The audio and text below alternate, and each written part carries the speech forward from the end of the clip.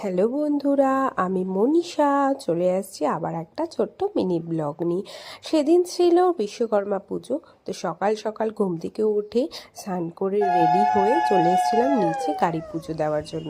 তো সবার ফার্স্টে আমাদের বাইকটাকে পুজো দিয়ে নিলাম, তারপরে পুজো দিয়ে নিলাম বড় গাড়িটাকে। বড় গাড়িটার বাইরে ঠাকুর পুজো পুজো দিয়ে দিয়েছি, আর ভিতরেও দিয়ে দিয়েছি। যদিও ঘরের পুজো বুনুই দিয়েছিল, তাই আর আমার কোনো চাপ হয়নি। তো তারপর পুজো টুজো দিয়ে চলে গেলাম অফিসে। অফিসে গিয়েই আমি জানতাম আগের থেকেই যে অফিসে আজকে পুজো আছে। তো যাই হোক সব কিছু নিয়েই আসছিলো বাজার টাজার করে। তো সেখানে সবাই অফিসের পুজো মানে তো মেয়েদেরই দায়িত্ব। তো ফুল টুল সব কিছু সাজিয়ে দিয়েছিলো দাদারাই।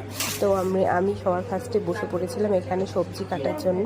এই যে দেখতেই পাচ্ছ সবজি কাটছিলাম আর একটুখানি দেখো সব কিছু বলে দিচ্ছিলাম।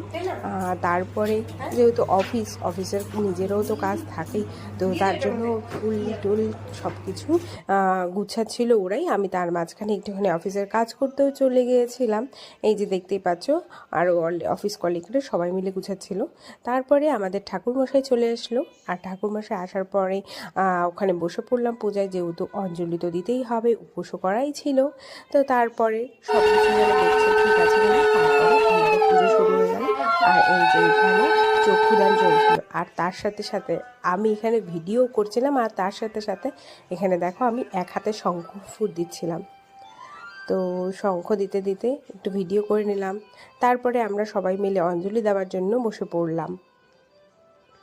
এই যে এখন অঞ্জলি হবে, তার মাঝখানে এইকে দেখো কতজন মিলে সবাই চলে এসছে অঞ্জলি দেওয়ার জন্য। তো এখন আমরা অঞ্জলি দিব, তারপরে পুজো কমপ্লিট হবে। সবাই গাড়ি নিচে নিয়ে যাবে, ঠাকুরমশাই যাবে সবার গাড়ি পুজো দেওয়ার জন্য।